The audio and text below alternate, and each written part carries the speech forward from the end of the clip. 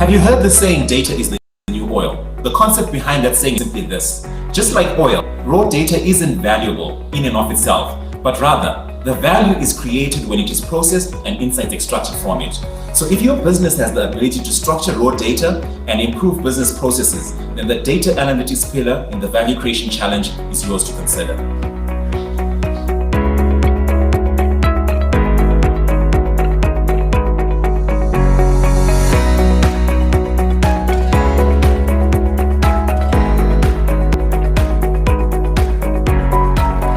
As it stands, the world is experiencing extreme heat, flooding, and drought. This is a result of carbon emissions. Does your business have sustainable, innovative solution to combat the effects and impact of climate change? This pillar is for you. Emerging technologies are those technologies whose development as well as application are still largely unreal. It is said that these technologies have the capacity to disrupt the status quo. If you're a startup with a business that has the capacity to disrupt and transform the economy through artificial intelligence, virtual reality, and augmented reality, then this, my friend, is the pillar for you to apply.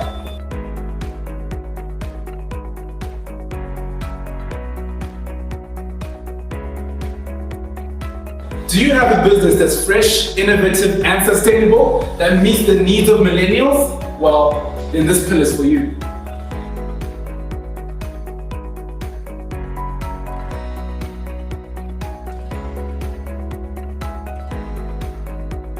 Are you a digital storyteller, or are you passionate about making authentic human connections?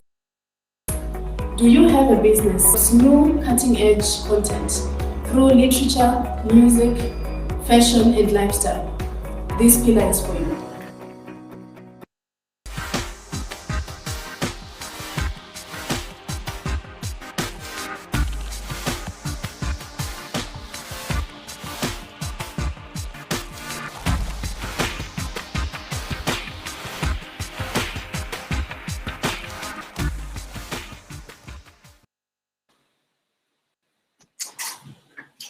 Good afternoon, everybody. I hope you're all having a beautiful week so far. And thank you so much for joining us for the Value Creation Challenge Frequently Asked Questions session. Today, my task is very simple. I will be introducing to you the ladies who are going to be taking the floor, two who are from British Council. First, it is Chibo, who is the head of programs. She's the programs manager at British Council. And we also have Farai, who is the head of partnerships at British Council. And from Old Mutual, we are joined by Anesi Mutasa, who is the head of innovation, who's our innovation manager, as well as Lillian Mbayua, who is the head, sorry about that, as well as Lillian Mbayua, who is the head of marketing and innovation. So without much further ado, I want all of you guys who are in the comment section, whether it's Facebook or any other of our platforms, feel free to type down your questions if you have any, and we will be giving you the answers throughout this session.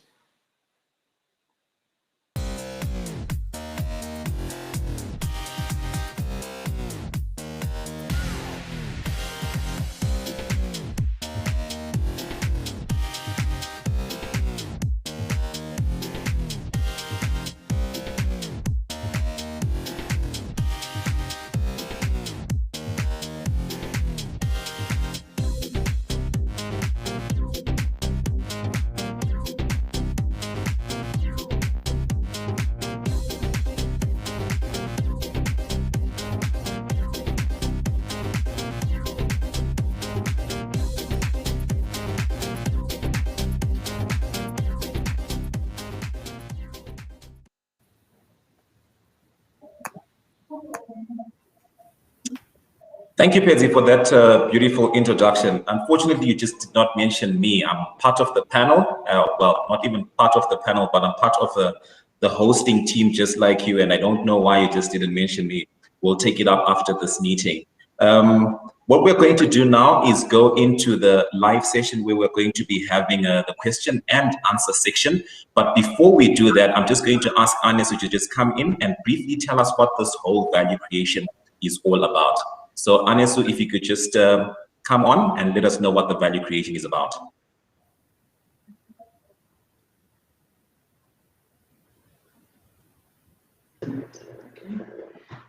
Thank you, Patrick. Nice to be here, and hi to all of our viewers at home. So I'm sure some of you might be wondering what the Value Creation Challenge is. For those of you that don't know, the Value Creation Challenge is a nationwide opportunity supported by 8 to 5, powered by Old Mutual in partnership with British Council, aimed at supporting businesses that provide innovative and sustainable solutions to Zimbabwe's socioeconomic issues.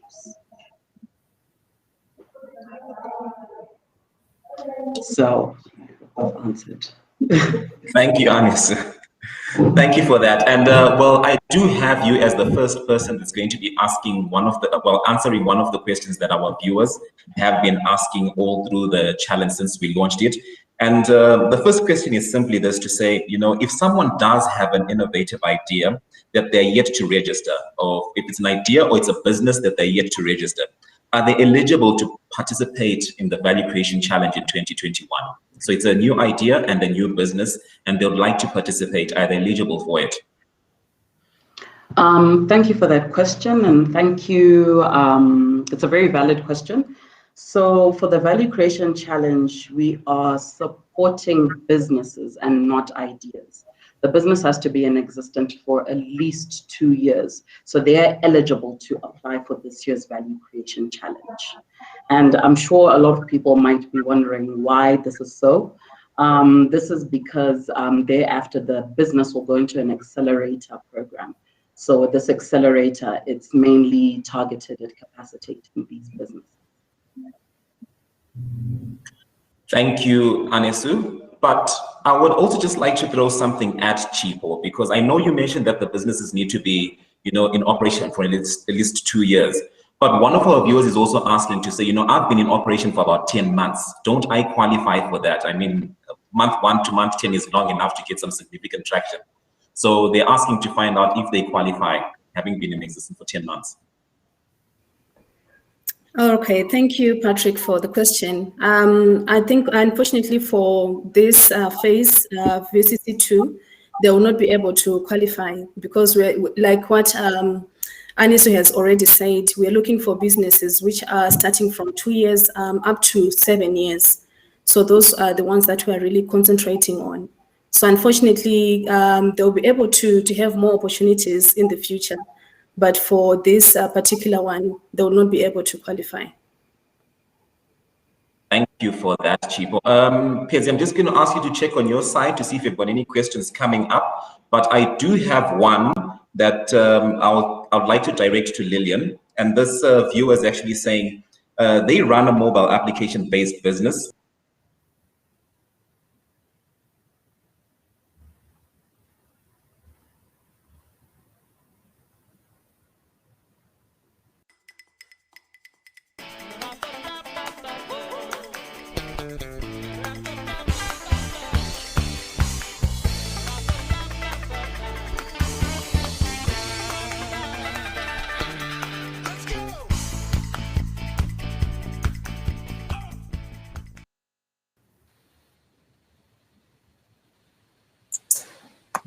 All right, moving on with the questions. I have just received a question from one of our guests. This one is directed to Lillian. It says, we run a mobile application-based business to assist our clients with ease access to our services. Does our business qualify to participate in the Value Creation Challenge?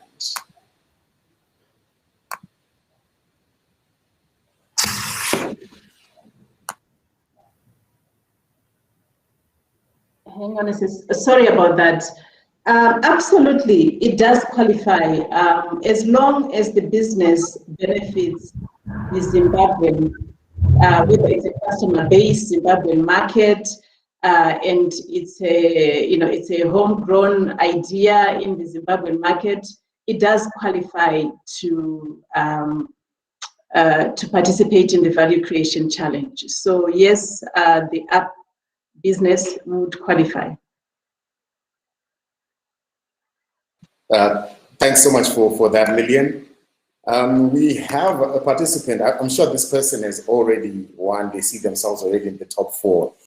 The question to Anisu is, at which stage of the value creation challenge will participants receive the seed capital? At which stage of the value creation challenge will participants receive the seed capital?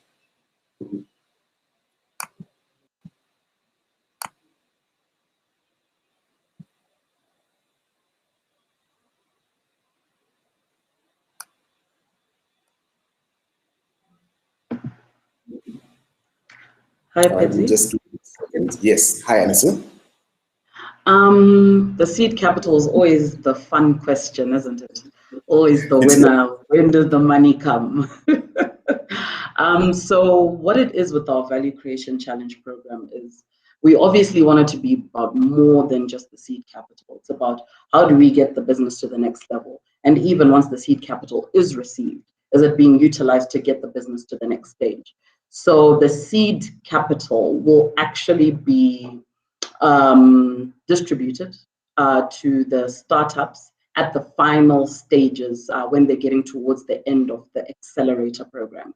So the accelerator program, which will run for 3 months. So there'll be a business health check that will happen with the facilitators of the accelerator program. And once they agreed upon milestones, which are obviously going to be very tangible, they'll be able to start receiving the seed capital to start to execute certain deliverables for their business. Thanks so much, Ernest. I'm sure we'll be seeing this applicant soon because it's a big one. But another question has just popped in, and this one I'll direct to Farai. The question reads, which channels of communication will be used to notify successful applicants? Which channels of communication will be used to notify successful applicants? Afternoon. Okay, so upon being selected in the first part, where we're going to select up to 25 small businesses or startups, communication is going to be sent via email to the top 25, and then a telephone will also follow through. And then we shall prepare an announcement which goes on all our social media pages. This is the 8 to 5 page, on British Council pages, and also Old Mutual. Thank you.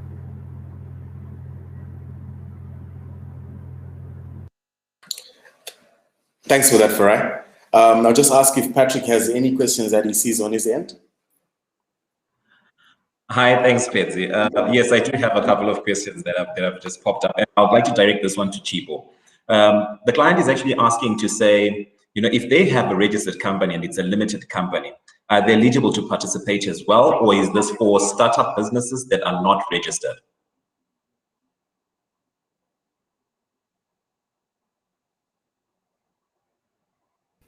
Oh, okay, that's a great question, Patrick.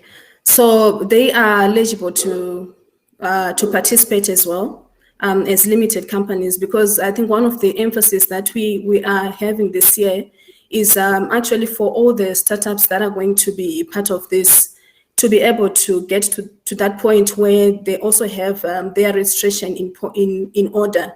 So if someone is already, it's that process where they are already registered and their paperwork is on point, they actually definitely have an opportunity to be part of this challenge. So yes, they can participate.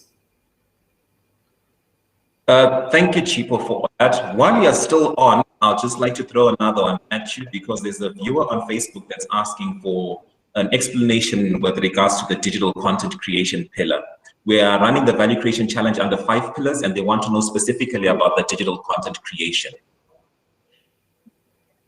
Okay, thanks again, Patsy. So for the digital content creation pillar, I think it's really responding to what is happening at the moment you know, most businesses are now migrating to become more digitally focused just because of the pandemic that we are facing. So this has also been the same, especially for the content creators and also for storytellers. So we are encouraging those businesses that are running content creation enterprises or startups to take up this opportunity and be part of the challenge. What we are really focusing on, especially, we want to give an opportunity to creative businesses as well.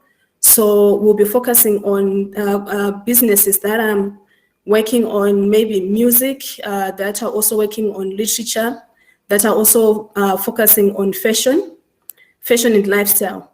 So we are encouraging the creatives to come through.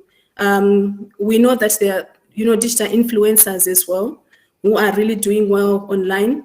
So what we are encouraging them is that if they have decided to make their passion a business, and if that business has been running for the past 2 years, they should also take the opportunity to apply, because I think this is an opportunity for them to be part of something big.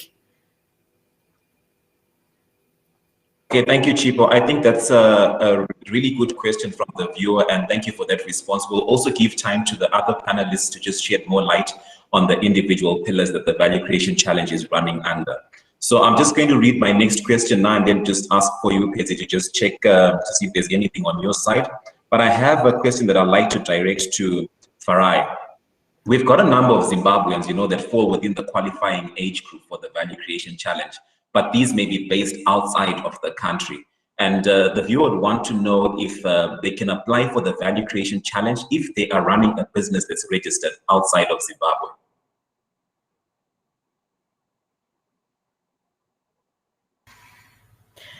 Thank you, Patrick. That's a very important question, and we live in a global village.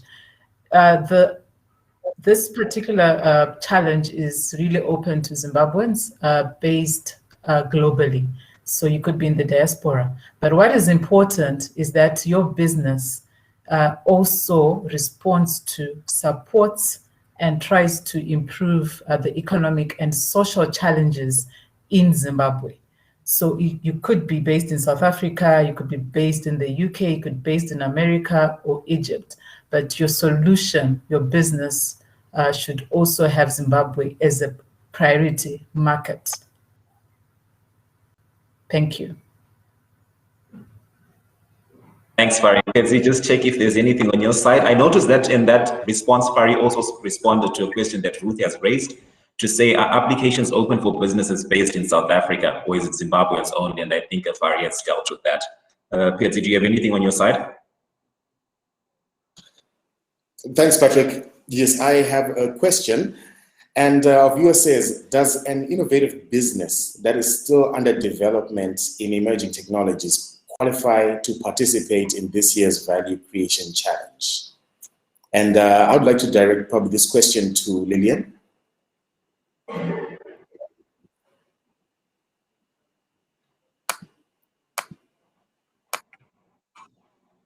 Okay, thanks, Pezi. The business, it depends on how long the business has been in operation. For the Value Creation Challenge, we're looking at businesses that have been operating for 2 years. So if it has been operating for 2 years and more, it does certainly qualify to participate in the Value Creation Challenge. If not, not for this particular Value Creation Challenge. However, you know, the main emphasis also why we are here today is that we have quite a lot of programs within the 8 to 5 Innovation Hub. You know, that, you know, even those businesses that might not qualify at this stage can also tap into in preparation for maybe participation in future.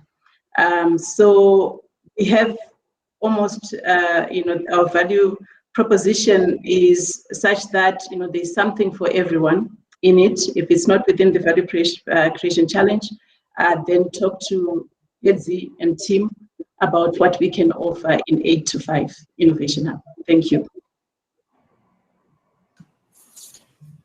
Thanks so much, Lillian. But before you go, I think this one is catered to you also. The viewer says, do I give up my ownership rights to Old Mutual or its partners when I submit my business idea to participate in the Value Creation Challenge? Okay, thanks, Pedzi. And the answer to that question is that no, you do not give up any of your ownership rights to Old Mutual or British Council or 825.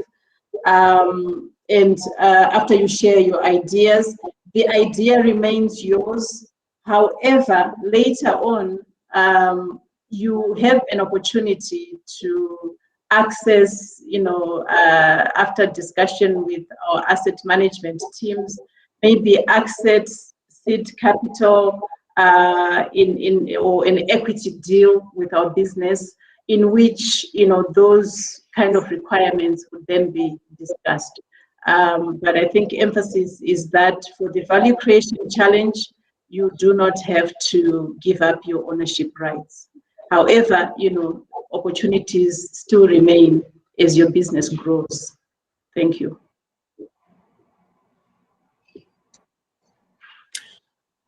Okay.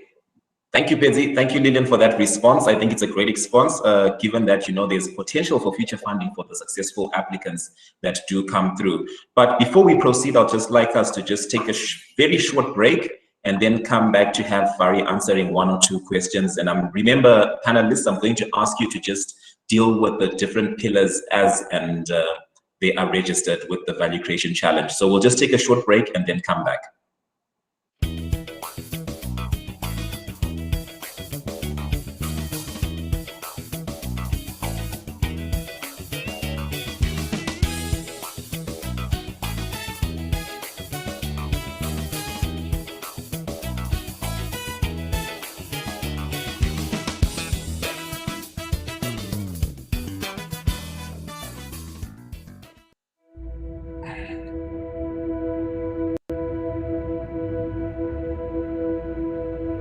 Hello, my name is Pradamo Msangaza. My name is Tawana. My name is Joseph Mtetwa. My name is Alban. Clive Makombe. My name is Kubra Makanza. I'm Nyasha Chikwanda. Colin Moyo. Tatenda Bimpof. I am Noah Haynock. I saw this opportunity. And the name of my business is...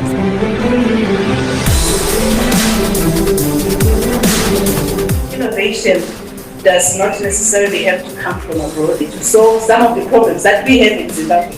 We decided to put ourselves up for this challenge because we are in a position where we want to grow our business. I just thought, let me go for it. Let me try another one of these sort of competition processes. Literally every day you are pitching your business. Hi, what's your name? Oh, you're pretty. What do you do? I'm amazed by the amount of ideas that are coming out of the boom. It's fine. I've got everything from hair products, skincare, to beard products. It's good to see the ideas that exist out there. It's also interesting to see how much more work needs to be done. Really, really clear that you're solving the problem yourself.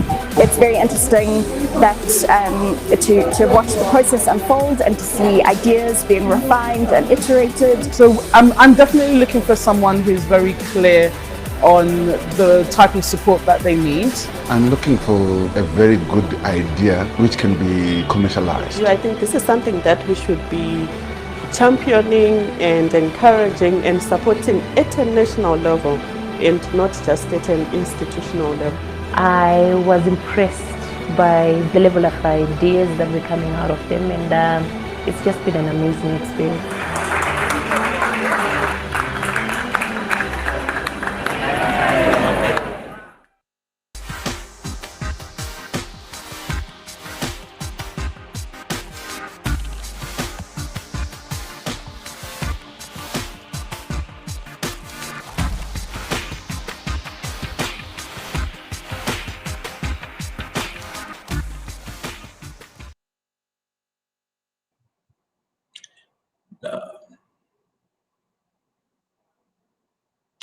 Welcome back, viewers. What we have going on right now is just a question and answer section, just to shed more light on the frequently asked questions pertaining to the value creation challenge. Now, I'm sure you were watching the last video clip during the break, and in the last one that was shared were a number of participants that were taking part in last year's value creation challenge. So one of the questions that has come through that I'd like to direct to Farai is to say, if one did participate in last year's challenge, are they eligible to participate again this year? Sure. Thanks a lot, Patrick. And they're eligible to apply this year. One of the key rules as startups is when you try and you fail, you always have to try again. So this challenge is open to participants who applied last year, 2019 challenge, and they're eligible to apply this year. However, you have to be within the 2021 criteria, which is focusing on startups or small businesses which have been operating for the last 2 to 10 years. For at least 2 to 10 years. Yeah. Thank you. Barry, thank you so much for that response. Pezzi, I just need you to have a look at the question that Byron is asking while I continue to grill Fari over her responses. There's a question that's coming in from Bruce, and he's asking to say, if he's running an NGO, you know, a not-for-profit organization, is that business eligible to apply also for the value creation challenge, you know, given we are emphasizing a lot on profit making and in our businesses? So he just wants to know if a non-profit organization can apply. Yes, thanks a lot, Bruce, for your question. And that's a very important question. You'll find that in Zimbabwe, most startups sit within the social and creative enterprise sector. And in the last 5 years, you'll find that we've got small startups or businesses which are actually sitting in between being a private entity and also a non-making entity to be able to survive because of how the environment is in Zimbabwe. So yes, definitely, we encourage non-profit organizations to apply. And one of the things that we also want to then look at during this year's challenge is, how do you move from being just a non-profit to become a profit-making? You need to self-sustain, you need your business to grow, and you need to be able to make money out of your business. And these are one of the priorities that we have as British Council and Old Mutual. So yes, you should apply. Thank you. Thanks so much, Fari, for that question. We have a gentleman from Facebook who's just dropped in a question. This is from Byron. It says, are university students eligible to participate? There may be time clash between the university timetables and those sections that require physical participation in the challenge. And he highlights elements such as pitching and the accelerator program. I would like to direct this question to Anesu.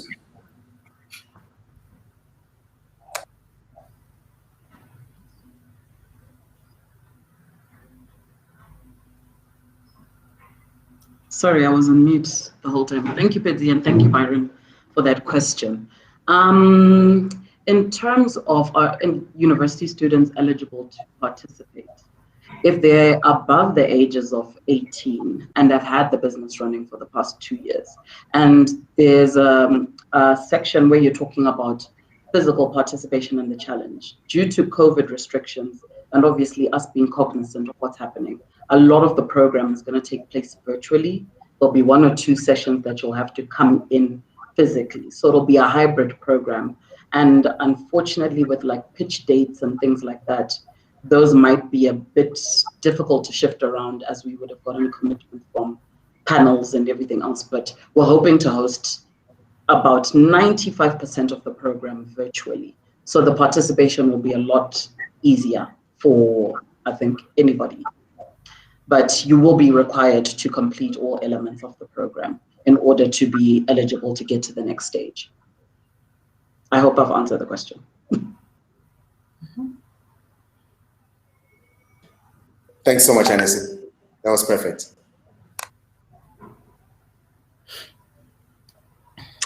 Thank you, Pezzi. I don't see any questions in the chat section. Neither do I see any on Facebook. So I'll just go around with our panelists and just ask them to explain briefly the pillars that the Value Creation Challenge will be running under. If you don't mind, Anis, you were just on set now. If you just don't mind taking us through the pillar that you'd just like to describe. Okay, sure.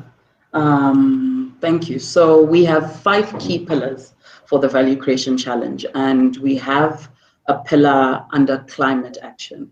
As we're all aware that the environment has been affected by extreme heat, flooding, droughts, and everything else. So we're thinking about, does your business have a solution that's able to address these issues that are impacting our environment?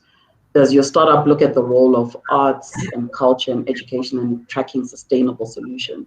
And it includes young people, gender, and inclusive solutions, localized solutions, local communities, and climate change to enable access and awareness, and engages diverse people, policies, social and creative communities. Does your business do this? And there are a lot of innovative ideas that are actually innovative businesses that are addressing this climate change issue. So this pillar is for you. Thank you, Anesu, and I hope the viewers out there that are into climate action just took heed of that. Viewers, you'd also note that Chipo had explained the climate action. Chipo came through and explained the digital content creation pillar. We can just recap it for you if need be, but I'll just like to hand over to Lillian now just to take us through data analytics, which is quite a trending topic nowadays. If you could just explain what the data analytics pillar is all about. Thank you, Patrick, and you're absolutely right. Data analytics is trending. In fact, it's become so critical for organizations across the board to grow or to manage. In fact, information has become one, if not one of the most valuable commodities in the world. There's a guy by the name of Geoffrey Moore. He's an American management consultant and author.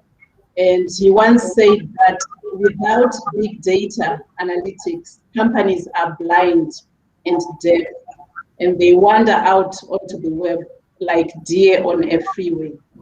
So that is kind of like an exaggerated description, but very true description of how critical data analytics is.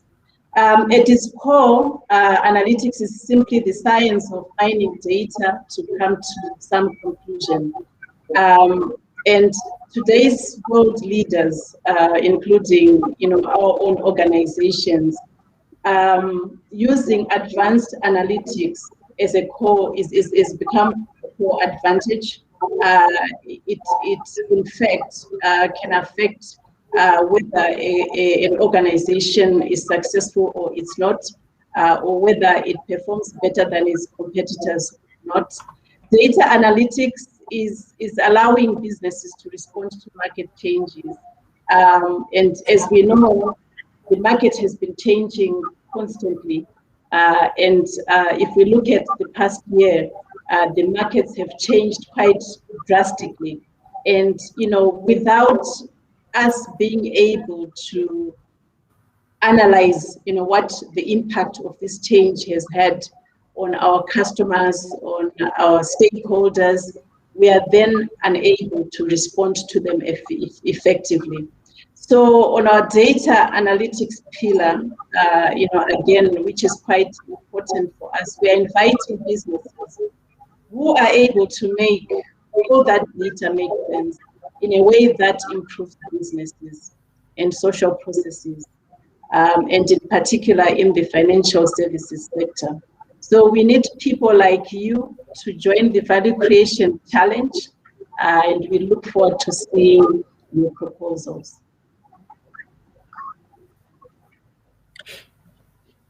Thank you so much, Lillian, for that brief. I've got the 2 remaining pillars that I'll just like Fari to take us through, but I just wanted to start with this interesting one. It's entitled Young and Funky. You know, when one just reads that pillar title, I'm sure it's quite catching, and it's quite broad also in the way that it has been expressed.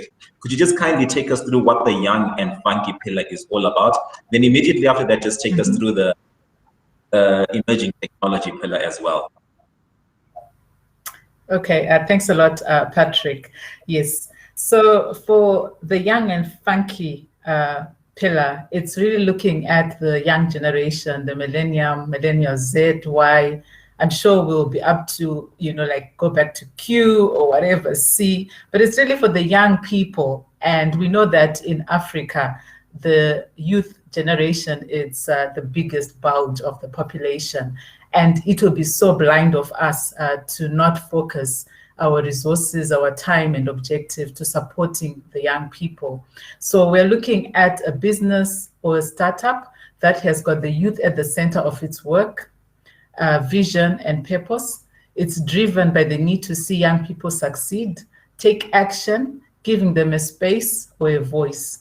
Includes finding opportunities for young people, gives young people access, creates solutions for young people, enables businesses to better engage with young people, comes up with innovative, creative, and fun ways to connect to young people, and even to allow young people to just connect to each other. This could be a network, it could be a hub, it could be a system, it could be a technology, or it could be a process. If your startup or small business responds to some of these key areas, then this pillar is for you, Young and Funky.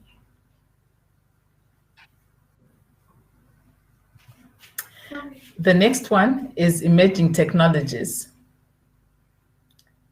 I'm in a meeting. See you later.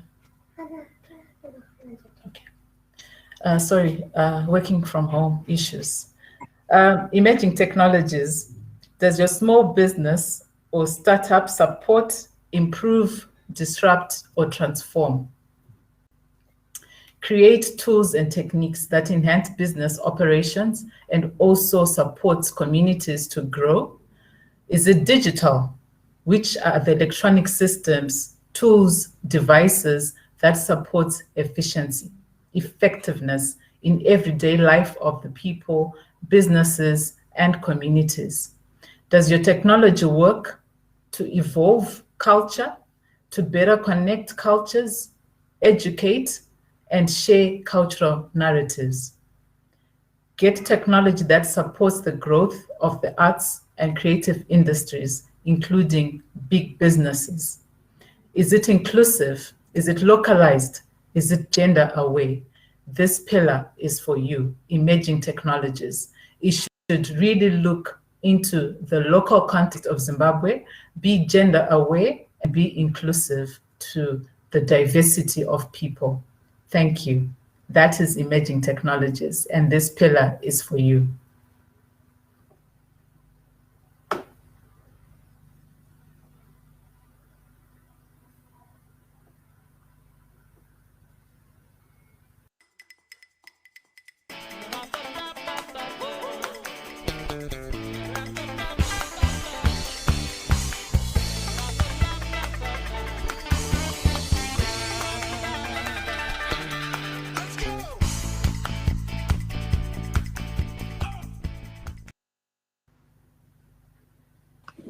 Thanks so much, Farai, and to the rest of the panelists for the descriptions. But I think just to give a bit more emphasis, Chico, could you come in with a brief description of your pillar? All right, thank you. Thank you, Pedro. All right, so the digital content creation pillar, as I had said, that it's focusing on storytelling. And as you know, the storytelling business at the moment, I think is the key, because it just shows the expressions, in terms of what's happening, like the local context. So the businesses or the bloggers or the digital content creators who are really in this field, they have the opportunity to expand their business and really take it to another level. So when we're talking about digital content creation as well, I think it's also good to emphasize that we are looking at different forms. So it can be, the podcasts, it can be blogs, it can be video or film, it can be musical productions, it can be online broadcasting. We have a lot of online TVs and online radios at the moment. It can be even, putting content on YouTube, but the critical thing is that, you have developed and made this into a business, which is really developing. So it has to be 2 years and going forward. So I think that's the biggest emphasis that we want. And also, I think it's also clear when you apply for this pillar, it should be very clear in terms of your target audience. We would like to know specifically your audience focus. We would also encourage whether it's consumer facing or whether it's enterprise facing. You can also just make sure that it's clear when you apply. So I think this pillar is quite broad in terms of any approach that you want, in terms of even the areas that you can look at. I think I've already emphasized that, we are at the moment we are focusing on music, we are focusing on literature, and also that we are focusing on fashion and lifestyle. Usually they go together. So these are the 3 main areas that we are focusing on, using different forms. So it's really out there for you to explore. Thank you.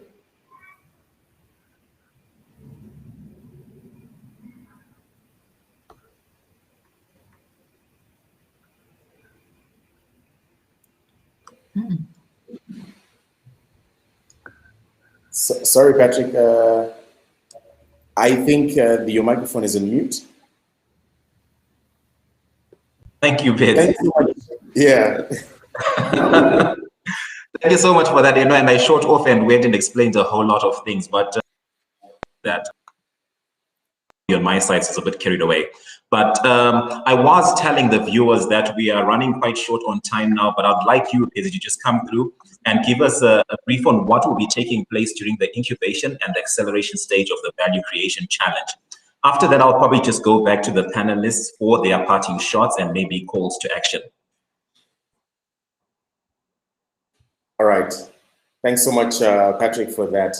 I think what's very essential for the stages that we're now in terms of Value Creation Challenge is to take note of key dates and the timelines of what the challenge holds. So the most important thing, especially for now, is to take note that the application process or the timeline ends on the 25th of June.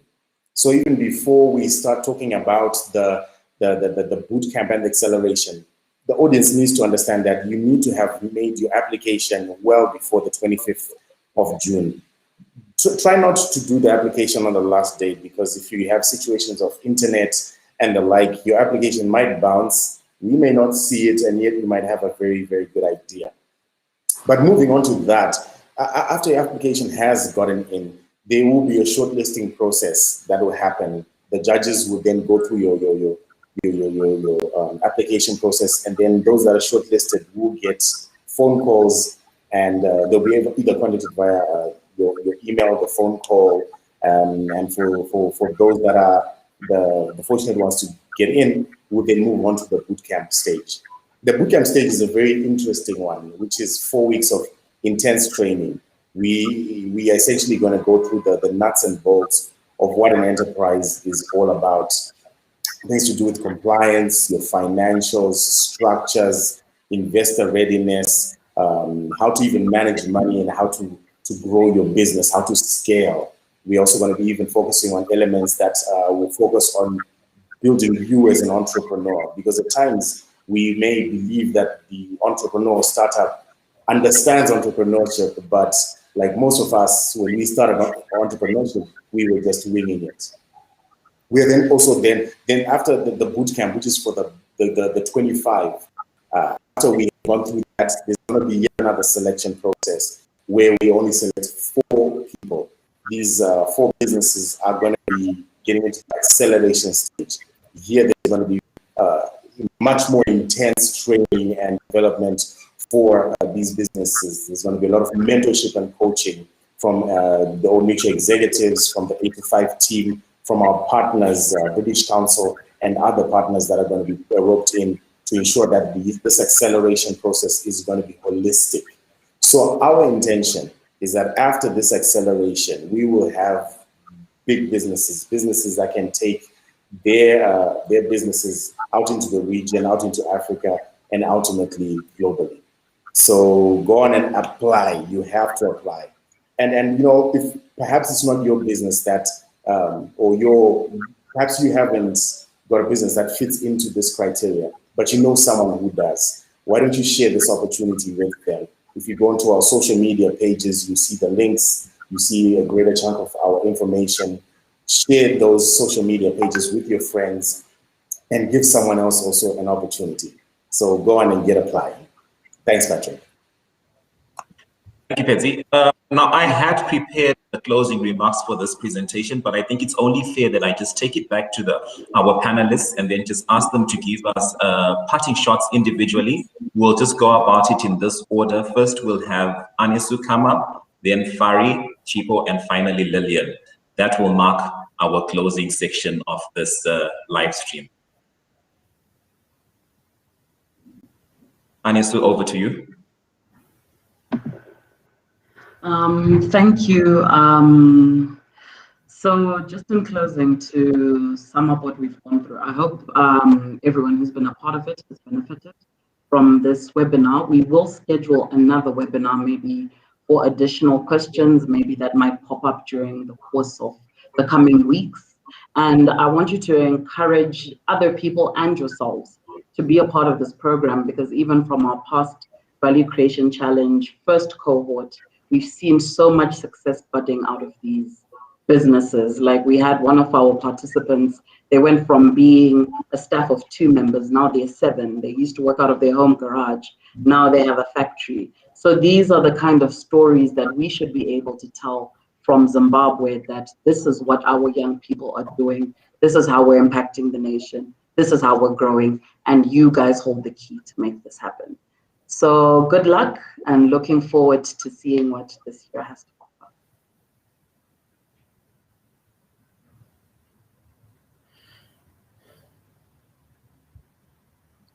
Thank you, Anisu. Over to you, Fari. Yeah, so my parting words are really, I want to encourage women-led startups and small businesses to apply.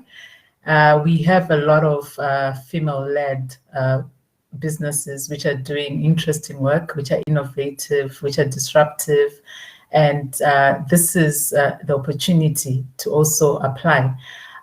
Also, all the businesses which are applying, really to think through in terms of how inclusive you are. What is it that you want to innovate?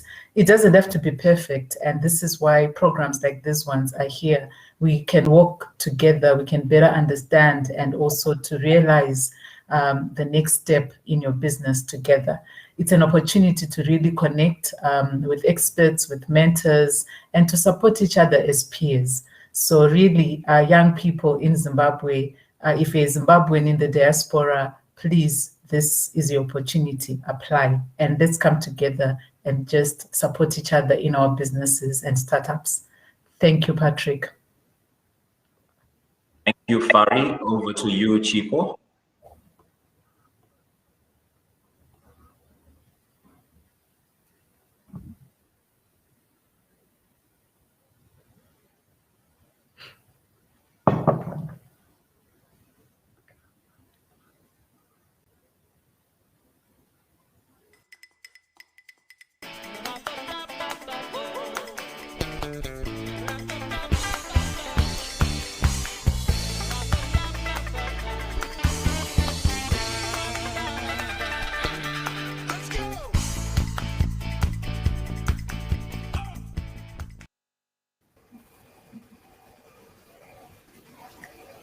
Okay, so I think my parting words would just be of encouragement, to all the small business owners out there to really take this opportunity, to expand your businesses.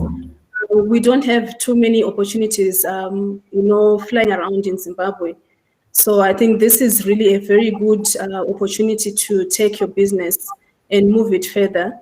And I think the nice thing about this challenge is that it just doesn't come with just the seed funding, but it also comes with development of your business. So professional development, it will come like it's a total package. It's a full complete package.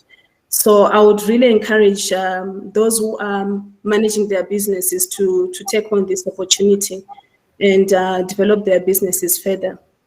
So looking forward to seeing lots and lots of applications coming through. And I think the other thing is, if you are in doubt, please, you can also just, contact any one of us from British Council, even from Old Mutual, or even from 8 to 5, just to make sure that, you don't miss out on the opportunity. So do not let yourself down, but just be open-minded and let this opportunity for yourself come through. Thank you so much, Chipo. My last panelist is Lillian. Thank you, Patrick. So my last parting words really are that, we absolutely value the collaboration and the partnership that we have with young companies, startups, and entrepreneurs out there. We believe that we have a shared vision. And if we are to take your vision and put it together with ours as a corporate, we are likely to do fantastic stuff together. As some of my colleagues mentioned earlier on, that we have been down this road before. We had value creation at the first phase, and we saw the results and the value that came out of that. We're able to really articulate the improvement that an organization or a startup was able to enjoy as a result of the participation into the program. You get access to some of our most experienced and well-learned corporate executives. Through the Value Creation Challenge, you are able to get mentorship. So the value is just a whole lot more, as my previous colleague said earlier on, than the money itself. But you're able to actually experience growth as an organization and at a personal level. So we are encouraging new startups to come forward. Please submit your excellent ideas. We're excited to learn what you're doing out there and to enable you to scale your businesses and, ultimately see what we can do together when great minds come together. So all the best. We look forward to seeing more of you in future. And the ladies out there, please do apply. I would like to appeal to the ladies because we always don't get as many female-led businesses as we would like to applying to this challenge. So please, ladies, don't be scared. Just put in your proposal, and we look forward to seeing you. Thank you. Thank you, Lillian. Thank you for that, for your parting shots. Thank you to all the panelists as well for their parting shots. Now, as we close, I'd just like to express my appreciation to the panelists. It was not by design that they're all female. It was actually by default. Now, these are the actual brains behind the challenge. And you have heard not once, but twice a call to female participants to actually come through and claim their spot in our business incubation and ultimately our business acceleration program. So I'd like to thank you all for tuning in. For these and other updates, please follow us on our social media pages. So just that we can create value together. Now, we on our end will be signing out now to just allow you, the viewers, more time to click and actually apply and follow through with the process so that we meet again in the near future. From me and the panelists, we just like to thank you all and wish you a good day.